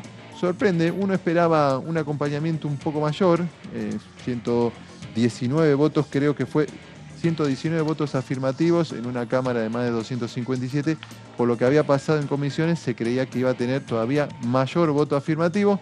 No terminó resultando así. Lo importante es que se le dio media sanción y que esto imaginamos que en el segundo semestre puede ser parte de la agenda de la Cámara de Senadores, ¿no? Bueno, siempre que en la Cámara de Senadores se pueda seguir llevando adelante la actividad, porque no fue lo que pasó la semana pasada, dejando a la Cámara de Diputados muchos proyectos aprobados con media sanción muy importantes. Recién yo también pensaba esto que decía el Topo Rodríguez sobre la concatenación o la idea, dependiente que en un año electoral el Congreso tiene menos actividad y se reúne menos y trabaja menos. En algún momento lo hemos hablado, por ejemplo, con la diputada Dolores Martínez, y ella decía, sería bueno que por lo menos haya una agenda que vaya por afuera de la grieta política, por ejemplo, en temas de salud, por ejemplo, en temas de sustentabilidad. Bueno, sustentabilidad justo dependiendo qué intereses provinciales cruza, pero habría seguramente que encontrar temas que puedan, seguir su curso, seguir su marcha, que no se vean salpicados o arrastrados por la puja política, porque te quedas, vacío de discusión. No solamente la discusión política partidaria que se mete en la campaña, sino también el hecho de que muchas veces los diputados y senadores están en sus provincias haciendo campaña y tampoco pueden venir al recinto a trabajar. Absolutamente. Fue lo que pasó, no la semana pasada, sino la anterior, con la Comisión de Juicio Político, porque estaba atravesada por justo un fin de semana en el que había, 5 provincias de elecciones. Claro, no había quórum suficiente y no me acuerdo exactamente qué fue lo que pasó, quiénes faltaban, pero no se pudo dar por esa cuestión. La Comisión de Discapacidad, que también tenía que reunirse la semana pasada, le pasó lo mismo. Y ahora lo que decimos siempre, por más que los diputados no están de vacaciones, como cada una de sus provincias sí, eso también toma mucha ocupación de vuelos. Entonces no es tan fácil, ahora que bajó tanto y que está atravesado por otro tipo de conflictos, ¿no? La aeronavegación, no es tan fácil que se trasladen y que puedan venir. Y yo lo hablaba el otro día en off, pero lo hablaba con una diputada, no importa de dónde, me decía, lo que pasa es que para nosotros realmente cuando somos aerodependientes y tenemos que llegar sí o sí con un vuelo, porque claro, si nos tenemos que subir al auto tardamos un montón de horas en poder llegar, solo para que haya una comisión que sea informativa, es muy complicado. Es muy complicado. Entonces hay que ir a una agenda un poco más segura para que se pueda organizar. Y para que valga la pena, además. Claro, sí, no lo quería decir en estos términos, pero por suerte lo dijiste vos. Totalmente. Digo que a lo mejor podría ser una buena alternativa retomar en determinados casos la virtualidad, ¿no? O sea, ya lo hemos charlado un montón de veces y te digo que no hemos militado la causa, pero porque no lo para logramos. Estos casos, como la diputada que te dice, y con lógica, y es decir, mira, tengo que hacer un chino bárbaro para conseguir un vuelo. Para llegar a meramente una comisión informativa, se podría conectar, estar la hora, 2 horas que dura. Y que quieren hacerlo, porque no es que no tienen interés o no los motiva. Bueno, de última, cuando hablábamos hoy con Graciela Camaño y daba cuenta de la baja actividad de los últimos 2 años, si uno la compara con el año 2020, el año de la pandemia, que tardó, pero una vez que se adecuaron las condiciones técnicas para que pudiese trabajar la Cámara de Diputados, se trabajó muchísimo, con presencia de funcionarios del gobierno nacional, con actividades, con leyes que se sancionaron. La verdad que la virtualidad demostró que es efectiva, que los diputados participan, son consecuentes con el trabajo. En algún momento digo, bueno, pero en su casa, pero trabajaron, discutieron, analizaron, aprobaron. Por eso digo y ya debe estar todo instalado además, porque los recursos están, el conocimiento también, los diputados ya saben cómo se maneja. No te hago emoji de manitos para arriba, no sé, responder podría ser cosas. Una salida, una alternativa para circunstancias como esta. No sé, Mabe, si tenemos tiempo de poner el tape que estaba sugiriendo, listo. Vamos a compartir entonces una entrevista que le hizo Horacio Embón a la diputada Mónica Litza del Frente de Todos de la provincia de Buenos Aires, creo, si no me equivoco. Bueno, escuchamos la entrevista, ya la compartimos. Soy peronista, nací en un hogar peronista del conurbano bonaerense, de Avellaneda, una ciudad de inmigrantes. Muy industrial en algún momento. Muy industrial, donde realmente la participación del peronismo en las fábricas, había mucho activismo sindical y nada, fruto del peronismo, de haber nacido en un hogar de laburantes. Mi mamá también trabajaba en un momento donde las madres trabajaban en sus hogares, pero no trabajaban. Sí, mi mamá claro. tenía un taller textil, así que bueno, ambos trabajaban y soy fruto de la movilidad social ascendente del peronismo, ¿no? Hoy ¿Eso qué puedo significa? decir que tengo, además de trabajar, estudiaste. que estudié y tengo 2 carreras universitarias, soy abogada de grado y doctora en ciencias políticas de posgrado, y eso lo sentí mucho, Horacio, cuando fui electa senadora por la provincia de Buenos Aires. Si hay un lugar con olor a bosta de la oligarquía, ¿no? Sí, sí, ganadera claro, de la sí, provincia sí. de Buenos Aires, era precisamente el Senado, ¿no? Lugares muy reservados para varones en aquella época, y realmente ¿Y te de miraban familias, con recelo, te trataban con recelo? de familias patricias. Cuando yo llego al Senado, ya después de muchos años, ¿no? Ya con el voto femenino, con la participación de las mujeres, y yo me senté en esa banca del Senado y realmente dije, bueno, soy hija de laburantes, soy de un barrio de inmigrantes, soy peronista y estoy sentada en estos lugares donde vos veías las fotos de los que nos habían precedido, y era esa oligarquía vacuna, realmente ese patriciado que había. Entonces, soy una agradecida a eso que permitió los movimientos populares, ¿no? En su momento el radicalismo y el peronismo y la ampliación de derechos hacia las mujeres, ¿no? Porque después también, una vez que se lograron los derechos, eran varones, hasta que hubieron mujeres sentadas en las bancas, y eso generó un cambio enorme también en la sociedad. Muy bien, ahí está entonces la palabra de la diputada Litza con nuestro compañero Horacio Ambón en este ciclo que hace todos los viernes, que se llama DTV Entrevistas, y que no se detiene, que no se toma ningún tipo de receso. Bueno, muchachos, así nos hemos nosotros por lo menos sacado parte del lunes de encima. Te dijeron que seguís a cargo del barco, sigo un ¿no? ratito. Seguís un rato más, ya llega todo el equipo del resto de nuestros compañeros del análisis, de su primera edición extendida, segunda edición, ya no me acuerdo. Está David Cayón preparándose en el vestuario y llega el gran Fraquelli para liderar este barco. No te preocupes, solo no te dejamos, Muy pero bien, por hay favor. que seguir un rato. Remándola. Así es, así es. Bueno, gracias a ustedes por haber estado ahí del otro lado, para hacernos compañía, y para nosotros esta cosa continúa, así que mañana nos vemos a las 2 de la tarde aquí en la pantalla de TV. Chau.